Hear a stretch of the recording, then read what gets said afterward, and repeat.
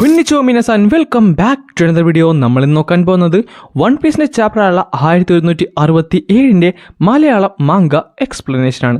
സത്യം പറഞ്ഞാൽ ഇന്ന് രാവിലെ തൊട്ട് ഈ ഒരു ചാപ്റ്ററിന് വേണ്ടി ഞാൻ വെയിറ്റ് ചെയ്യുമായിരുന്നു. പക്ഷേ ഇത് ഇപ്പോൾ 9:30 ഈ ചാപ്റ്റർ റിലീസ് ആയത് തന്നെ. സോ ഞാൻ അപ്പോൾ തന്നെ ഇത് റെക്കോർഡ് ചെയ്യാനും എഡിറ്റ് ചെയ്യാനും കൂടെ കയറിയിട്ടുണ്ട് നിങ്ങൾക്ക് വേണ്ടി. അതുകൊണ്ട് നിങ്ങൾ ഈ വീഡിയോ ആദ്യമായിട്ടാണ് കാണുന്നെങ്കിൽ ഇപ്പം തന്നെ ലൈക്ക് ചെയ്യാനും സബ്സ്ക്രൈബ് ചെയ്യാനും പിന്നെ നിങ്ങളുടെ മാക്സിമം കൂട്ടുകാർക്ക് ഈ വീഡിയോ ഒന്ന് ഷെയർ ചെയ്ത് കൊടുക്കാനും മറക്കണ്ട. നിങ്ങൾ സബ്സ്ക്രൈബ് ചെയ്ത് വെച്ച് കഴിഞ്ഞാൽ ഇതേപോലത്തെ നല്ല ഇൻട്രസ്റ്റിംഗ് ആയുള്ള ആനിമി റിലേറ്റഡ് കണ്ടന്റ്സ് നിങ്ങൾക്ക് എല്ലാ ദിവസവും കിട്ടുന്നതാണ്. അങ്ങനെ ഈ ചാപ്റ്ററിന്റെ കവർ പേജിൻ്റെ അകത്ത് ഒരു പൂച്ചയായിട്ട് ഒരു ബുക്കും കട്ടുകൊണ്ട് ഓടുവാണ്. ഇത് നോക്കിയിരിക്കുന്ന നമ്മുടെ കിന്നിനെ നുച്ചിക്കുവനെ കാണാൻ സാധിക്കുന്നുണ്ട്. എന്നാൽ അതിൻ്റെ പുറകെ ഓടുന്ന മറ്റൊരാളെ നമുക്ക് കാണാൻ സാധിക്കുന്നുണ്ട്. അങ്ങനെ ഈ ചാപ്റ്റർ ഒഫീഷ്യൽ തുടങ്ങാൻ നേരത്ത് 33 വർഷങ്ങൾക്ക് മുമ്പുള്ള ഒരു കാര്യമാണ് കാണിക്കുന്നത്. അതായത് ഗോഡ് വാലി കഴിഞ്ഞിട്ട് 5 വർഷം കഴിഞ്ഞിരിക്കുന്നു. അവൻ പറയുന്നുണ്ട്, ഞാൻ കണ്ടതാണ്, പൈററ്റ്സ് വരുന്നത് ഞാൻ കണ്ടതാണ്.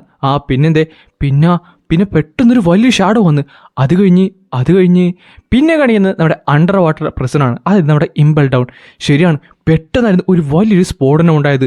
ഞങ്ങൾ വിചാരിക്കുന്നതിന് മുമ്പ് തന്നെ ഞങ്ങളുടെ ഷിപ്പൊക്കെ നശിച്ചിരുന്നു. ഞങ്ങളവിടെ ആ ഫിഷ് ഫുഡായി മാറിയിരുന്നു. നീ പറയുന്നത് സത്യമാണോ? ഇനി സീക്കിങ്ങാനാണോ അറ്റാക്ക് ചെയ്തത്? അത് സീക്കിംഗ് ഒന്നുമല്ല, ഞാൻ കണ്ടതാണ്. അതിനെ കാണാൻ ഒരു മനുഷ്യനെ പോലെ തന്നെയായിരുന്നു. അല്ല, നിങ്ങളിപ്പോൾ വരുന്നത് ആ ഒരു ഫ്ലോറിഡ ട്രയാങ്കിൾ അടുത്തുനിന്നാണോ? ഒരിക്കലും അല്ല, നിനക്കറിയാവുന്ന കാര്യമല്ലേ. എല്ലാവരും അവിടെ അവോയ്ഡ് ചെയ്യുന്നുണ്ട്. കാര്യം അവിടെ ഒരു ഹ്യൂമനെ പോലുള്ള ഒരു വലിയൊരു മോൺസ്റ്റർ അലഞ്ഞു തിരിഞ്ഞ് നടപ്പുണ്ട്. ആ സമയത്താണ് ആ ഒരു റൂമർ ശരിക്കും സർക്കുലേറ്റ് ചെയ്യാനായിട്ട് തുടങ്ങിയത്. അതായത് ഈ ഗ്രാൻഡ് ലൈനിൻ്റെ അടുത്തുള്ള കുറച്ചധികം കൺട്രീസിൻ്റെ ഭാഗത്ത് ഒരു മഞ്ഞിൽ മൂട് കിട്ടിയ ഒരു വലിയൊരു മോൺസ്റ്റർ അവിടെ അലഞ്ഞു തിരിഞ്ഞ് നടപ്പുണ്ട്. അതിനകത്ത് ടാർഗറ്റ് ചെയ്യുന്നത് ഇതേപോലത്തെ പൈററ്റ്സ് ക്രൂവിനെ മാത്രമായിരുന്നു. സത്യം പറഞ്ഞാൽ ആ ഒരു മോൺസ്റ്ററിൻ്റെ ഐഡന്റിറ്റി മറ്റാരുമില്ലായിരുന്നു, നമ്മുടെ ഹാറിലായിരുന്നു. കുറച്ചധികം ആൾക്കാർ മാത്രമേ ഒരു ജയന്റിനെ ഇതിനു മുമ്പ് നേരിട്ട് കണ്ടിട്ടുള്ളൂ. ആൻഡ് അവർക്ക് ഈ ഹാൾ എന്ന് പറയുന്നത് സത്യം പറഞ്ഞ ഒരു നൈറ്റ് മെയർ തന്നെയായിരുന്നു, ഒരു വലിയ പേടി സ്വപ്നം. ഹാറിലാളുടെ ഇപ്പം നേവിയുടെ ഷാഡോ ആയിട്ടാണ് വർക്ക് ചെയ്തുകൊണ്ടിരിക്കുന്നത്. കാര്യം എങ്കിലും മാത്രമേ അവൻ്റെ ആ ഒരു വർഷങ്ങൾ നീണ്ട ആ ഒരു ഹിസ്റ്ററി അവന് തിരുത്തി എഴുതാൻ സാധിക്കത്തുള്ളൂ. ഇതേ സമയത്ത് തന്നെ ആ ഗോഡ് വാലിൽ നിന്ന് സെപ്പറേറ്റ് ചെയ്യപ്പെട്ട പല പൈററ്റ്സും അവരുടേതായ മുഖച്ഛായ ഈ ലോകത്തിൻ്റെ മുമ്പിൽ തെളിയിക്കാൻ തുടങ്ങി. അവർ മുകളിലേക്ക് ഉയരാൻ തുടങ്ങി. അങ്ങനെ നെക്സ്റ്റ് ഡെക്കിൻ്റെ ഫേസ് തന്നെ അവരായിട്ട് മാറി. അങ്ങനെ പുതിയൊരു ജനറേഷൻ അവിടെ ജനനം കൊണ്ടു.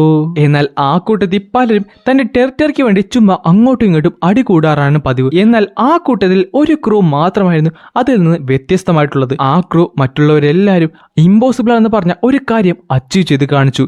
ഈ ലോകത്തിനെ ചുറ്റിക്കണ്ടു.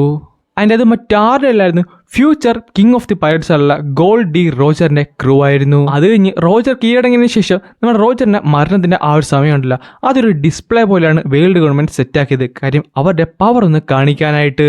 എന്നാൽ റോജറിന്റെ വാക്കിൽ നിന്നുണ്ടായ ആ ചെറിയൊരു ഓളം ഒരു സുനാമി പോലെ അവരെ തിരിച്ചടിക്കുമായിരുന്നു. ലക്ഷക്കണക്കിന് ആൾക്കാരാണ് റോജർ പറഞ്ഞ ആ ഒരു ട്രഷർ തേടി കടലിലേക്ക് ഇറങ്ങിയത്.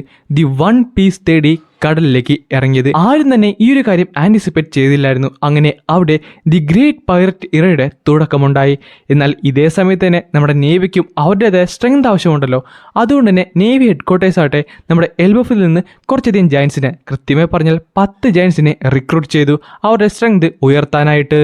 എന്നാൽ ഇതേ സമയത്ത് ഹാറിൽ നേവിയുടെ കാലിലും കയ്യിലും വീണുകൊണ്ട് അങ്ങനെ സഞ്ചരിക്കുമായിരുന്നു.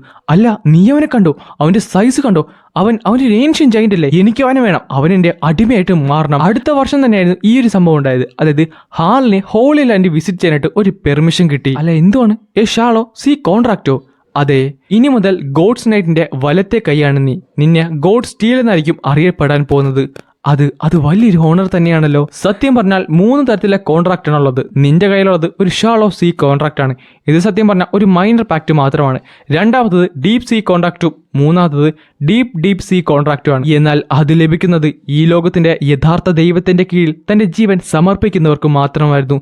ഈ ലോകത്തിൽ തന്നെ 13 പേർക്ക് മാത്രമേ ആ ഒരു പ്രിവിലേജ് കിട്ടിയിട്ടുള്ളൂ. അല്ല, നിങ്ങൾ ഈ ദൈവം എന്ന് പറയുന്നത് സമയം വരാൻ നേരത്ത് നിനക്ക് ഈ ലോകത്തിനെ പറ്റി മനസ്സിലാകുന്നതായിരിക്കും. ഈ ലോകത്തിൻ്റെ ആഴത്തിനെ പറ്റി നിനക്കന്ന് മനസ്സിലാകും. അന്ന് നീ വേണമെന്നുണ്ടെങ്കിൽ ഒരു പെർഫെക്റ്റ് ആയുള്ള ഒരു ഫുള്ളി ഗോഡ്സ് നൈറ്റായിട്ട് മാറുന്നതായിരിക്കും. അല്ല, അങ്ങനെ ആയിക്കഴിഞ്ഞാൽ എൽബഫ് ഒരു നേഷനായി മാറുമോ? നാച്ചുറലി അത് സംഭവിച്ചോളും ഹാറൽ. അന്നേ ദിവസം നിന്റെ രാജ്യത്തിനെ കൈക്കൊള്ളാനായിട്ട് ഈ ലോകം തന്നെ കൈ നിവർത്തി നിൽക്കുന്നതായിരിക്കും. എങ്കിൽ ഞാൻ ഈ ഒരു ഓപ്പർച്യൂണിറ്റി കംപ്ലീറ്റ്ലി യൂസ് ചെയ്യുന്നതായിരിക്കും, എന്നെ പ്രൂവ് ചെയ്യുന്നതായിരിക്കും. അത് കഴിഞ്ഞ് കാണിക്കുന്നത് നമ്മുടെ നൈറ്റ്സ് ടെമ്പിളാണ്. അതായത് ശങ്കാര. ഈ സ്ഥലമാണ് നമ്മുടെ ഗോഡ്സിന്റെ ഡൊമൈൻ എന്നറിയപ്പെടുന്നത്. അവിടെ ഏകദേശം നമ്മുടെ മിഡ് ഏജിലുള്ള നമ്മുടെ ഫിഗർലാൻഡ് ഗാർലിങ്ങിനെ കാണാൻ സാധിക്കുന്നുണ്ട്. അപ്പൊ നീ എന്താണ് പ്ലാൻ ചെയ്യുന്നത്? ഈ സമയത്ത് തന്നെ ഷോമേസ് ചോദിക്കുന്നുണ്ട്, അല്ല നീയപ്പോ ഞങ്ങൾ അനുസരിക്കുന്നാണ് പറയുന്നത്? നീ എൽബഫിന്റെ രാജാവല്ലേ? ഒരു വാക്ക് മാത്രം നിങ്ങൾ പറഞ്ഞാൽ മതി, ഞാൻ അനുസരിക്കാൻ തയ്യാറാണ്. എങ്കിൽ നിന്റെ കയ്യിൽ ഒരു ലോങ് ഡിസ്റ്റൻസ് ട്രാൻസ്പോർട്ടർ സ്റ്റേയിലിരിക്കട്ടെ. ഞങ്ങൾക്ക് എന്തെങ്കിലും ആവശ്യം വന്നു കഴിഞ്ഞാൽ ഞങ്ങൾ നിന്നെ ഉറപ്പായിട്ടും വിളിക്കുന്നതായിരിക്കും. നിനക്ക് ഈ ലോകത്തിന്റെ സർഫസ് വേയിലേക്ക് പോകാനുള്ള അനുവാദം ഞങ്ങൾ തരുവാണ്. എന്നാൽ ഒരു കാര്യം മനസ്സിൽ വെച്ചേക്കണം, നമ്മുടെ വാക്കുകൾ മറ്റൊരു ചെവി അറിയാൻ പാടില്ല. എനിക്ക് മനസ്സിലായി. പിന്നെ കാണിക്കുന്നത് 20 വർഷങ്ങൾക്ക് മുമ്പുള്ള നമ്മുടെ ഫിഷ്മാൻ ഐലൻഡ് ആണ്. അവിടെ അവർ പൊട്ടിച്ചിരിക്കുന്നുണ്ടായിരുന്നു. സത്യം പറഞ്ഞാൽ ഞാൻ കുറച്ചധികം വർഷങ്ങളായി ഇങ്ങനെയൊന്ന് ചിരിച്ചിട്ട് നെപ്റ്റ്യൂൺ. പിന്നല്ലാതെ ഞാനും.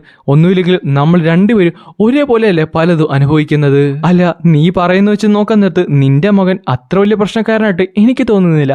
അതവൻ്റെ യൂത്തിന്റെ പ്രശ്നമായിരിക്കൂടെ? അല്ല നീ പറയുന്ന നേരത്ത് എനിക്കും അങ്ങനെ തോന്നുന്നുണ്ട്. അല്ല ഞാനൊരു കാര്യം ചോദിക്കട്ടെ, ഒരു ഫോർച്യൂൺ ടെല്ലറുണ്ട് ഇവിടെയുള്ള പുള്ളിക്കാരി എന്നോട് പറഞ്ഞിരുന്നു 4 വർഷം കഴിയാൻ നേരത്ത് എനിക്കൊരു മകൾ ജനിക്കുന്നു. നിനക്ക് ഓക്കെ ആണെന്നുണ്ടെങ്കിൽ നമുക്ക് അവരെ അങ്ങോട്ട് ആലോചിച്ചാലോ? അല്ലല്ല നീ ഇത് എങ്ങോട്ട് പോകുവാണ്? അല്ല ഞാൻ പറഞ്ഞതേ ഉള്ളൂ, അവളെന്തായാലും ഒരു ജസ്റ്റ് റോൾ മെർമെയ്ഡ് ആകാൻ പോകുന്നില്ല. എൻ്റെ മകൾ ഇവിടേക്ക് ജനിക്കാൻ പോകുന്നത് മറ്റാർക്കും താങ്ങാൻ പറ്റാത്ത പല ശക്തികളുമായിട്ടായിരിക്കും. അത് നിന്റെ മകനുമായിട്ട് ഒരു പെർഫെക്റ്റ് മാച്ച് അല്ലേ? നീ ഒന്ന് ആലോചിച്ച് നോക്കിയേ, ഒരു ട്രബിൾ മേക്കറിന് ഒരു വലിയൊരു ശക്തി. നീ പറയുന്നത് ശരിയാണ്, നമുക്കത് ആലോചിക്കാം. പിന്നെ കാണിക്കുന്നത് അതേ വർഷം തന്നെ നമ്മുടെ ഔൾ ലൈബ്രറിയാണ്. എൽബഫിലുണ്ടായിരുന്ന സോൾ. നീ എന്തായാലും മെൻഷൻ ചെയ്തതിന് വേണ്ട, നിനക്ക് ഇഷ്ടമുള്ളത്രയും കാലം നിനക്കിവിടെ ജീവിക്കാം. Really thanks. പക്ഷേ എനിക്ക് നിന്നോട് ഒരു കാര്യം ചോദിച്ചാൽ കൊള്ളുന്നുണ്ട്. എന്തു പറ്റി? അല്ല നമുക്ക് എൽബഫിലുള്ള കുറച്ച് പേരെ ഹെൽപ്പ് ചെയ്യാൻ നമുക്കിവിടെ ഒരു വലിയൊരു സ്കൂൾ സ്ഥാപിച്ചാലോ? നീ എന്ത് പറയുന്നത്? സ്കൂളോ? അത് നല്ലൊരു ഐഡിയ തന്നെയാണ്. വീണ്ടും സമയം കടന്നുപോയി. 15 വർഷങ്ങൾക്ക് മുമ്പ് മറി ജ്യൂസിൽ ഒരു വലിയൊരു പ്രശ്നമുണ്ടായി. ഒരു വലിയൊരു കാര്യമുണ്ടായി. ഇല്ലേ, എൻ്റെ സ്ലേവ്സ് ഓടുന്ന കണ്ടില്ലേ? അവരുടെ സെല്ല് ബ്രോക്കൺ ആയിരിക്കുന്നു. ആരെങ്കിലും പോയി പിടിച്ച് കെട്ടാൻ നോക്ക്. ആ സമയത്ത് തന്നെ നമ്മുടെ ഫിഷർ ടൈഗറാട്ടെ അവിടുന്ന് രക്ഷപ്പെടുന്നുണ്ടായിരുന്നു. ആ നോടാൻ നേരത്ത് ഫ്രണ്ടിൽ ആരോ നിൽക്കുന്നുണ്ട്. അതൊരു ഗോഡ്സ് നൈറ്റ് അല്ലേ? നെക്സ്റ്റ് സെക്കൻഡിൽ തന്നെ അവനെ ആ ഒരു ഗോഡ്സ് നൈറ്റ് അറ്റാക്ക് ചെയ്തിരുന്നു. പക്ഷേ അവനെ അറ്റാക്ക് ചെയ്യുന്നതിന് പകരം അവന്റെ കയ്യിലുണ്ടായിരുന്ന ആ ഒരു ചങ്ങലയാണ് തകർന്നു പോയത്. നിന്റെ ലെഫ്റ്റിലേക്ക് പോയി കഴിഞ്ഞാൽ അവിടെ ഒരു ആർമറി ഓപ്പൺ ആയിരിപ്പോണ്ട്. അത് കഴിയാൻ നേരത്ത് ഞാൻ നിങ്ങൾക്ക് രക്ഷപ്പെടാനുള്ള ലൊക്കേഷൻ പറഞ്ഞു തന്നതായിരിക്കും. പിന്നെ അവിടെ ഒരു വലിയ യുദ്ധം തന്നെയാണ് ഉണ്ടായത്. മറിയജേഴ്സായിട്ട് നിന്ന് കത്തുന്നുണ്ടായിരുന്നു. അവിടെ പലരും രക്ഷപ്പെടുന്നുണ്ടായിരുന്നു. ഈ സമയത്ത് തന്നെ നമുക്ക് നമ്മുടെ ഹാങ്കോക്കിനെ കാണാൻ സാധിക്കുന്നുണ്ട്. ചേച്ചി, ആരോ നമ്മൾക്ക് വേണ്ടി പുറത്ത് ഫൈറ്റ് ചെയ്തുകൊണ്ടിരിക്കുകയാണ്. നമുക്ക് ഈ നരകത്തിൽ നിന്ന് എങ്ങനെയെങ്കിലും രക്ഷപ്പെടാൻ പറ്റും. ഈ സമയത്ത് തന്നെ നമ്മുടെ കോവാളനെ ബാക്കിയുള്ളവരെല്ലാവരും കാണിക്കുന്നുണ്ട്. ആ ഒരു അറ്റാക്ക് ഹോളി ലാൻഡ് നിർത്തി വിറപ്പിച്ചെങ്കിലും പലരും അവിടുന്ന് രക്ഷപ്പെടേണ്ടായി. ആൻഡ് അതിന്റെ എല്ലാത്തിനും സൂത്രധാരൻ ഫിഷർ ടൈഗർ ആയിരുന്നു. കേട്ടിട്ട് ഇത് കുറച്ച് റഫാണെന്ന് തോന്നുന്നു. അതെ, ഈ സമയത്ത് തന്നെ ഷോമേസ് പറയുന്നത് വെച്ച് നോക്കാൻ നേരത്ത് ഗവൺമെൻറ്റിലുള്ള ആരോ ഒരു 6 മറി അവന് തുറന്നു കൊടുത്തിട്ടുണ്ട്. അതുകൊണ്ടാണ് അവരെല്ലാവരും രക്ഷപ്പെട്ടത്. എനിക്ക് ആ നായിൻ്റെ മോനെ കണ്ടുപിടിക്കാണ്ട് ഉറക്കം കിട്ടുന്നില്ല. ആ ചതിയനെ കണ്ടുപിടിച്ച് അവൻ എനിക്ക് കൊല്ലണം. അല്ലഹാറിൽ നിന്നെടുക്ക് ഒരു കാര്യം ഇൻട്രൊഡ്യൂസ് ചെയ്യാൻ മറന്നുപോയി. ഇതെൻ്റെ മകനാണ്. അവൻ്റെ പേര് ഷാങ്സ് എന്നായിരുന്നു. ഇവൻ ഷാംറോക്കിൻ്റെ യങ്ങർ ബ്രദറാണ്. ഇവർ കുട്ടിക്കാലത്ത് ഇവിടുന്ന് വേർപിരിഞ്ഞു പോയതാണ്. പക്ഷേ അവനിപ്പോൾ തിരിച്ചു വന്നിട്ടുണ്ട്. ഈ സർഫസ് വേൾഡിലെ ആ ഒരു ഹാർഡ്ഷിപ്പൊക്കെ അനുഭവിച്ചതിന് ശേഷം അവന് നിന്നെ പോലെ ഒരു ഡീപ് സീ കോൺട്രാക്റ്റിലേക്ക് എത്തിയിട്ടുണ്ട്. എനിക്കുറപ്പാണ് ഷാംറോക്കിനെ പോലെ തന്നെ ഇവനും നമ്മുടെ ഇടയിൽ വലിയൊരു അസറ്റ് തന്നെ ആയിരിക്കും. പിന്നെ മറ്റൊരു കാര്യം, നിന്റെ ഗോഡ് സ്റ്റീലുണ്ടല്ലോ, അതേ റാങ്കിൽ തന്നെയാണ് അവൻ നിൽക്കുന്നത്. അവൻ ചിലപ്പോൾ നിന്നെ മറികടക്കാനും ചാൻസ് ഉണ്ട്.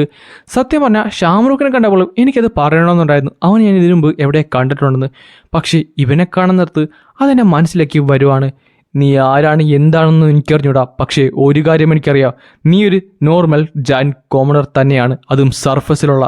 നീ എൻ്റെ അടുത്ത് ഫെമിലിയറായിട്ട് സംസാരിക്കുകയൊന്നും വേണ്ട. ഞാൻ ഈ ഫിഗർലാൻഡ് ബ്ലഡ് ലൈൻസ് ജനിച്ചത് തന്നെ എൻ്റെ ഭാഗ്യമായിട്ടാണ് കാണുന്നത്. സോ ഞാൻ ഒരിക്കലും നിന്നെ പോലെ ഒരുത്തനല്ല. അതുമാത്രമല്ല, ഞാൻ നിന്നേക്കാൾ മുമ്പ് ഒരു ഗോഡ് നൈറ്റായിട്ട് മാറുന്നതായിരിക്കും.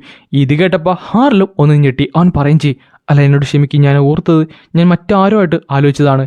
ഷാംറോക്ക്, നമുക്ക് ഇവിടുന്ന് പോകാം. എനിക്ക് ഈ ഹോളി ലാൻഡിനെ പറ്റി നീ എല്ലാം പറഞ്ഞു തരണം. അതുമാത്രമല്ല, ആ ട്രൈറ്ററിനെ കണ്ടെത്തിയിട്ട് വേണം അവനെ നിയമത്തിൻ്റെ മുമ്പിലേക്ക് നമുക്ക് കൊണ്ടുവരാനായിട്ട്. ഷാങ്സ്, നീ ആദ്യം ഒന്ന് വെയിറ്റ് ചെയ്യ്. നിന്റെ വൂൺസൊക്കെ ഒന്ന് ഹീലാകട്ടെ. അതുമാത്രമല്ല, 24 വർഷം നീ എങ്ങനെയാണ് അവിടെ കഴിഞ്ഞത്?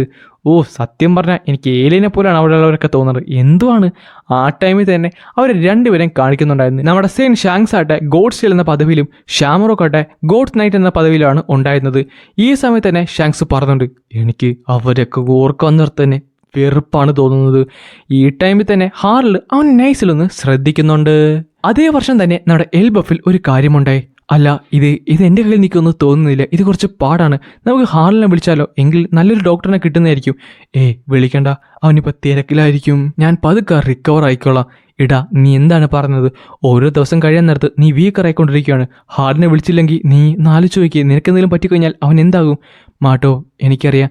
നീ എന്തായാലും നമ്മുടെ ബാർന്ന് ഓപ്പൺ ആക്കി വെക്കുമോ? അല്ല, ഇത്രയൊരു അവസ്ഥയിൽ പറഞ്ഞിട്ട് കാര്യമില്ല. ഇടാ, നിനക്കറിയാവോ, ഹാറിൽ എപ്പോഴൊക്കെ LBFിലേക്ക് വന്നാലും ആദ്യം അവൻ പോയി കാണുന്നത് LAസിനാണ്. അവരുടെ ഫ്രണ്ടിൽ കിടന്ന് അവൻ കെഞ്ചി ചോദിക്കാറുണ്ട്, നിന്നെ ഒന്ന് കെട്ടിക്കോട്ടെ എന്ന്. എനിക്കറിയാം, ആ പൊട്ടൻ എപ്പോഴും അങ്ങനെ കാണിക്കും. പക്ഷേ പറഞ്ഞിട്ട് കാര്യമില്ല. ഞാനെന്തായാലും എൻ്റെ ബാറുള്ളത്രയും കാലം ഹാപ്പിയാണ്. നമുക്കിവിടെ എല്ലാവർക്കും ഒരുമിച്ച് സന്തോഷത്തോടെ തിരിക്കാമല്ലോ. എനിക്കതിൽ കൂടുതലൊന്നും വേണ്ട. ഹാർലിൻ്റെ കാര്യത്തിൽ ഞാൻ ഹാപ്പി തന്നെയാണ്. പിന്നെ കാണിക്കുന്നത് നമ്മുടെ ലോക്കിനാണ്. മാട്ടോ, എടി പെണ്ണെ, ഇവിടെ വാ. ലോക്കി, നീ എന്ത് ചെയ്യുവാണ്? ഇത് എത്രയും പെട്ടെന്ന് പോയി കറി വെക്കാൻ നോക്ക്. നമുക്ക് ഈ സ്ഥലം വീണ്ടും ഓപ്പൺ ചെയ്യണ്ടേ? എന്തായാലും കുഴപ്പമില്ല, ആ ട്രബിൾ മേക്കറിനെ നീ നിന്റെ കയ്യിലാക്കിയല്ലോ. അതെങ്ങനെയാണ് സാധിച്ചത്? നീ എന്തായാലും അടിപൊളി തന്നെയാണ്. ഹജറുദ്ദീനും അവൻ്റെ ഫ്രണ്ട്സും ബാക്കിയുള്ളവരെല്ലാവരും ഒരു ഡോക്ടറിനെ തേടി പോയിട്ടുണ്ട്. എന്തായാലും നിന്റെ മക്കൾ നിന്നെ നന്നായിട്ട് സ്നേഹിക്കുന്നുണ്ടല്ലേ? പിന്നല്ലാതെ അവർ രണ്ടുപേരും എന്നെ നന്നായിട്ട് സ്നേഹിക്കുന്നുണ്ട്. എന്തായാലും അവർ ഹാപ്പിയാണല്ലോ, എനിക്കത് തന്നെ ധാരാളം. അത് കഴിഞ്ഞ് കാണിക്കുന്നത് നമ്മുടെ LBFിലെ ആൽക്കഹോൾ വില്ലേജാണ്. ചുരുക്കം പറഞ്ഞാൽ ലോക്കിയുടെ യഥാർത്ഥ അമ്മയുടെ ആ ഒരു ഹോം ടൗൺ. അല്ല, നീ എന്താണ് പറഞ്ഞത്? ലോക്കി, നീ എന്തിനാണ് അവിടെ പോയി കിടക്കുന്നത്? ആ നാരായിട്ട് നീ കിടക്കേണ്ട എന്തെങ്കിലും ആവശ്യമുണ്ടോ? നിനക്ക് ഇവിടെ നിന്നാൽ പോരെ? നിന്റെ അമ്മയുടെ കുടുംബത്തിൻ്റെ കൂടെ, ഒരു റോയൽ ഫാമിലിയുടെ കൂടെ നീ ഞങ്ങളുടെ മാത്രം നിന്നാൽ പോരെ? ആ നാറിയുടെ കൂടെ നിൽക്കാനുള്ള അധികാരം പോലും നിനക്കില്ല. അതുകൊണ്ടാണ് ഞാൻ അവിടേക്ക് വന്ന് ഈയൊരു പോയിസൺ അവൾക്ക് ഇട്ടുകൊടുത്തത്. അവളുടെ നമ്പേഴ്സ് എണ്ണപ്പെട്ട് കഴിഞ്ഞിരിക്കുന്നു. ഈ ടൈമിൽ തന്നെ അവർ ഓടുന്നുണ്ട്. മാട്ടോ, എത്രയും പെട്ടെന്ന് തന്നെ ഹാളിനെ കോണ്ടാക്ട് ചെയ്യാനായിട്ട് നോക്ക്. ഈ സമയത്ത് ഇടയുടെ അവസ്ഥ കുറച്ചധികം ദാരുണമായിരുന്നു. ആൾ പറയുന്നുണ്ട്, സത്യം പറഞ്ഞാൽ അവൻ എൻ്റെ ബ്ലഡ് റിലേറ്റഡ് മകനല്ല. പക്ഷേ ലോക്കീനെ, അവനെ ഞാൻ ഹജറുദ്ദീനെ പോലെ തന്നെയാണ് കാണുന്നത്. ലോക്കി എൻ്റെ ക്യൂട്ടായിട്ടുള്ള പ്രിയപ്പെട്ട മകനല്ലേ?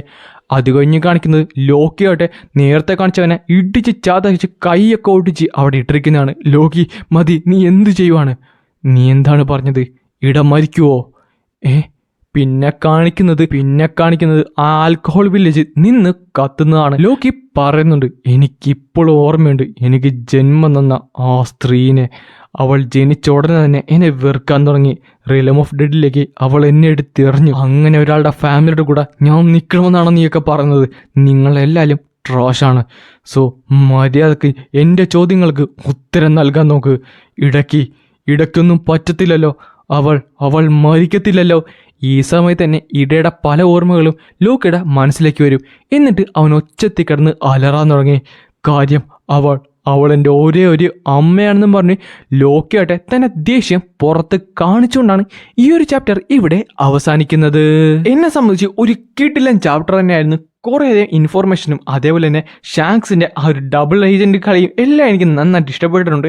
എന്തായാലും നെക്സ്റ്റ് വീക്ക് ബ്രേക്കില്ല. പിന്നെ കഴിഞ്ഞ വീഡിയോ, അതായത് ഈ ചാപ്റ്ററിൻ്റെ സ്പോയിലേഴ്സ് നമുക്ക് ചെയ്യാൻ സാധിച്ചില്ലായിരുന്നു. പക്ഷേ നെക്സ്റ്റ് വീക്ക് അങ്ങനെയല്ല, വരുന്ന ചൊവ്വാഴ്ച അല്ലെങ്കിൽ ബുധനാഴ്ച തന്നെ നമ്മൾ സ്പോയിലേഴ്സ് എക്സ്പ്ലെയിൻ ചെയ്യുന്നതായിരിക്കും. സോ അതൊന്നും മിസ്സാക്കാതിരിക്കാൻ വേണ്ടി നമ്മുടെ 2 പേജും ഇപ്പോൾ തന്നെ സബ്സ്ക്രൈബ് ചെയ്ത് വെക്കാൻ മറക്കണ്ട.